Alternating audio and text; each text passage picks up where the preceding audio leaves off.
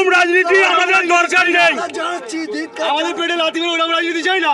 যখন আগুন লেগেছিল কোথায় ছিলেন আপনি?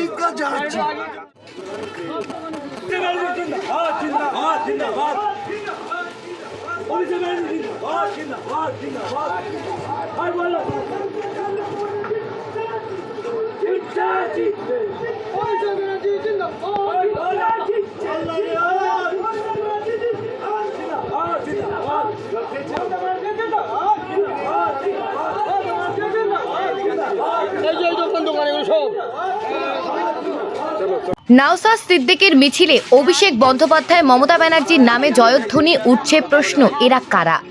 দক্ষিণ 24 পরগনার বিষ্ণুপুরে বাকরাহাট বড় কাছারি মন্দির সংলগ্ন প্রায় 80 থেকে 90টি দোকানে ভয়াবহ অগ্নিকাণ্ডের ঘটনা ঘটে। আগুনে পুড়ে হয়ে যায় প্রায় 80 থেকে 90টি দোকান। আজ সেই ঘটনাস্থলে পরিদর্শন করলেন আইএসএফ বিধায়ক নওশাদ সিদ্দিকী। দোকানদারদের সাথে কথা বলেন নওশাদ সিদ্দিকী ব্যবসায়ীদের সাথে কথা বলার সময় পেছন দিক থেকে বেশ কিছু ব্যক্তি অভিষেক বন্দ্যোপাধ্যায় জিন্দাবাদ এবং মমতা বন্দ্যোপাধ্যায় জিন্দাবাদ বলে চিৎকার করতে থাকে।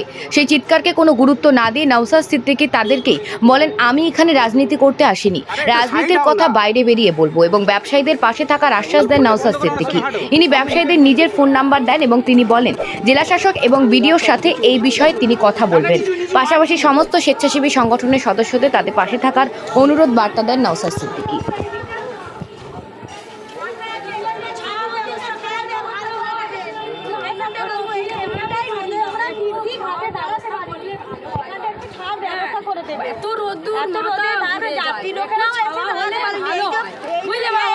একটু বেশ ছাড়ে আমরা একটু দাঁড়াতে পারলো, যাত্রী এসে দাঁড়াতে পারলো। হ্যাঁ, অসুবিধা হয় খুবই। এখানেই আমাদের বাড়ি। অবশ্যই হ্যাঁ, একটু আমাদের দেখো বাবা। হ্যাঁ, ঠিক আছে। হ্যাঁ বাবা, এসো, ভালো থেকো। রাজনীতির জন্য রাজনীতির লোকের জন্য দিন আগে কেন হয়েছিল? কোথায় ছিল? কোথায় ছিল? রাজনীতিটা থেকে যখন কালীঘাটে বাড়ি দেবো কোথায় ছিল? বলছিলেন কালীঘাটে পাঠিয়ে দেবো অভিষেক ব্যানার্জিকে, জামানত জব্দ করবো অভিষেক ব্যানার্জিকে। কোথায় ছিল রাত্রিটার সময়?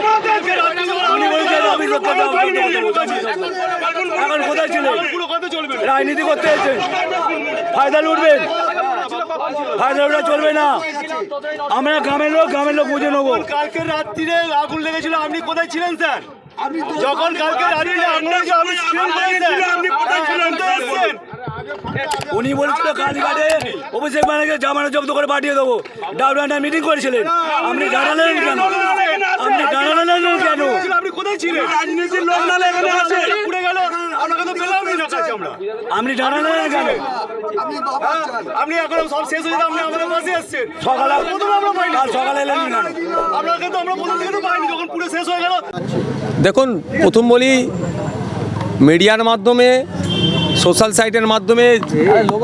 সাইটের মাধ্যমে যেভাবে দেখেছিলাম, বাস্তবে সে যেটা দেখছি প্রচণ্ড ভয়ঙ্কর অবস্থা। দোকানপাটি প্রায় 70 থেকে 80টা দোকান ক্ষতিগ্রস্ত হয়েছে। দোকানের মালপত্র ম্যাক্সিমাম টোটালি শেষ হয়ে গেছে। তার মধ্যে থেকেও আমার দোকানদার কয়েকজন ভাই এই পুজোর যেগুলো যে আনুষঙ্গিক জিনিসগুলো হয় সেগুলো যারা বিক্রি করেন, কেউ ফুল বিক্রি করেন, সেগুলোকে খুঁজে বার করার চেষ্টা করছে, কিন্তু সেটা তো আর সমাধান নয়।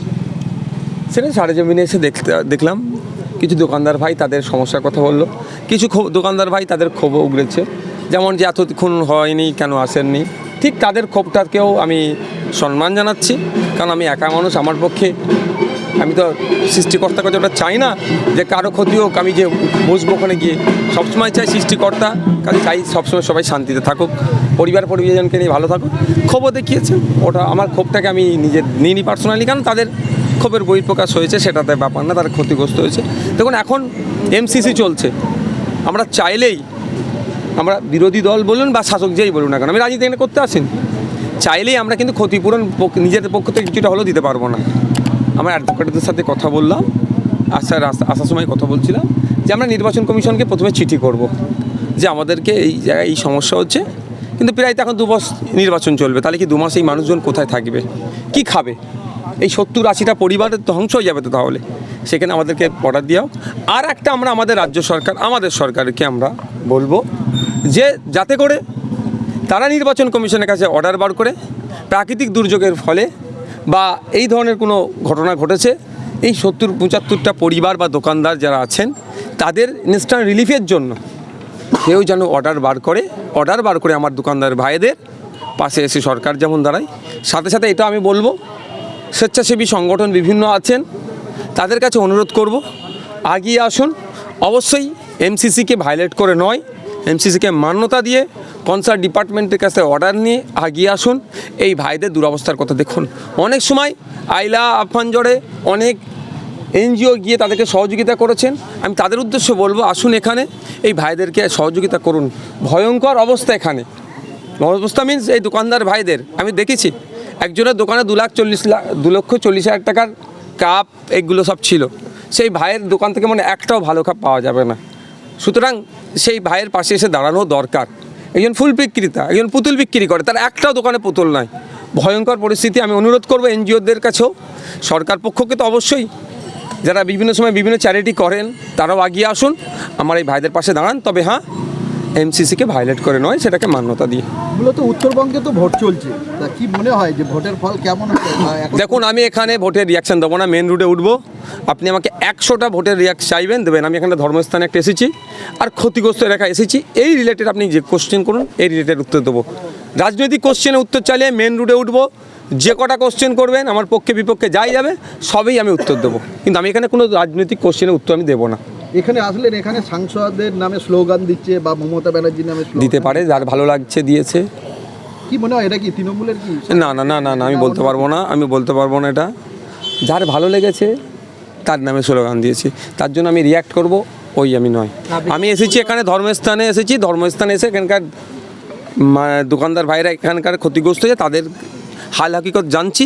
এর পরের মুভমেন্ট গণতান্ত্রিক প্রক্রিয়ায় যাতে তারা রিলিফটা পায়, তারা যাতে এই যে এখন আতঙ্কের মধ্যে আছে, হতাশাগ্রস্ত আছে, তাতে কাটিয়ে ওঠা যায়, সেই জন্য আমি চেষ্টা করব। আমার নামে ধ্বনি মোর্দাবাদ ধ্বনি দেবে কি আমার নামে জয় ধ্বনি এখানে আমি নিতে আসিনি। আমাদেরকে বলা হয় যে আমাদেরকে সুযোগ দেয়, সে ব্যবস্থা হবে। আপনি দেখুন, নির্বাচন কমিশন এত স্ট্রং, আজকে রাজ্যপাল কিন্তু কুচবিহার যেতে চেয়েছিল, ওনাকে বারণ করেছে, আপনাকে আসতে হবে না। যাই হোক স্যার, আপনি এসেছেন, আপনাকে অনেক ধন্যবাদ। হ্যাঁ, এগুলো একটু দেখুন স্যার ঘুরে, অনেক ধন্যবাদ। আপনি এসেছেন, ঠিক আছে, একটু স্যার এসে একটু দেখুন স্যার, একটু ঘুরে ঘুরে দেখুন স্যার। চলো চলো সব জায়গায় তুমি দেখে চলুন, সব খেললাম ব্যাগের দোকান বিভিন্ন দোকান। আপনার কিসের দোকান ছিল দাদা? ওই একটা সব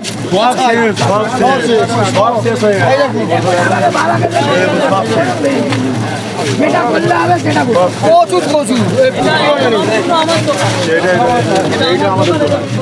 ভালো বুঝবেন।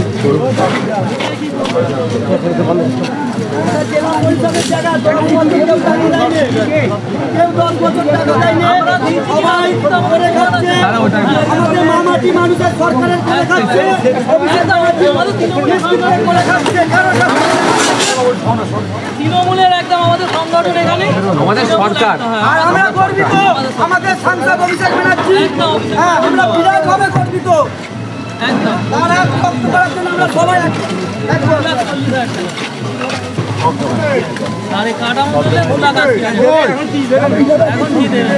আমার লেখার মধ্যে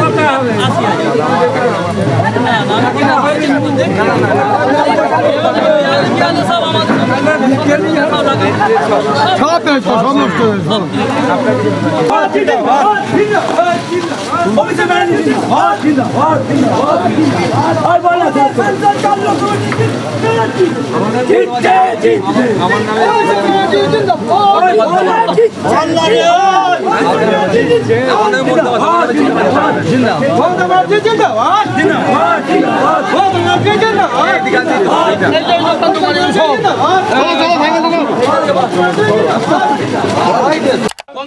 আমার নাম হচ্ছে তাসির শেখ। আমি দীর্ঘ এখানে 22 বছর ধরে ব্যবসা করছি। আগুন প্রাকৃতিক এতে লেগে গেছে, কি কারণ বলতে আমরা বুঝতেই পারছি না। যদি আপনারা যে সহযোগিতা করতে পারেন আমাদের, এত আমাদের এই 60, 70, 80 খানা যে দোকান আছে পুরো ধুলিসাৎ হয়ে গেছে। যদি আপনারা কিছু করতে পারেন বিকল্প রাস্তা করুন, না শুধু ডিআরপি বাড়িয়ে কোনো লাভ হবে না স্যার। করছে, আমরা কিভাবে চলবো? আমাদের এখন এই মুহূর্তে অত্যাচারের কিছু নেই। আমরা 20 বছর ধরে যে একটা জায়গায় এসেছিলাম।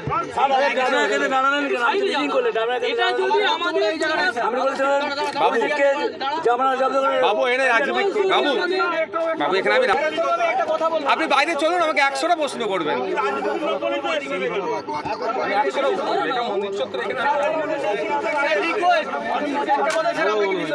আমি আপনাকে শোনেন, আমি আপনাকে একটা কথা বলি বাবু, বাবু আমি বলছি আমিও তো রাজ্য সরকারের কাছে ক্লিয়ার করবো, আমাদের সরকার তো আমি আপনাদের কি বললাম, এখন নির্বাচন কমিশনের মাধ্যমে আছে আছে আগুনে পুড়ে গেলে আগুন প্রাকৃতিক দুর্যোগে ক্ষতিপূরণ পায় মানুষ পাবে পাবে। আমি এসছি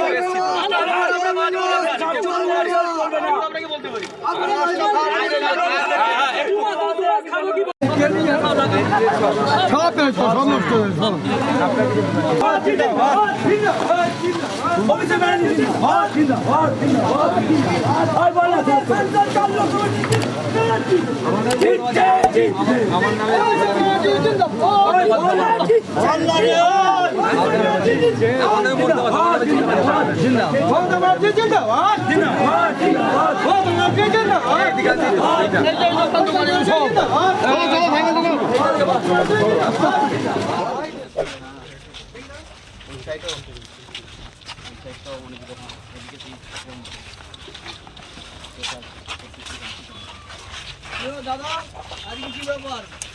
আমরা পাইনি, কিন্তু আমরা তো পুরো দেউলিয়া হয়ে গেছে, পুরো দেয়ালের পিঠ আমাদের থেকে যাচ্ছে।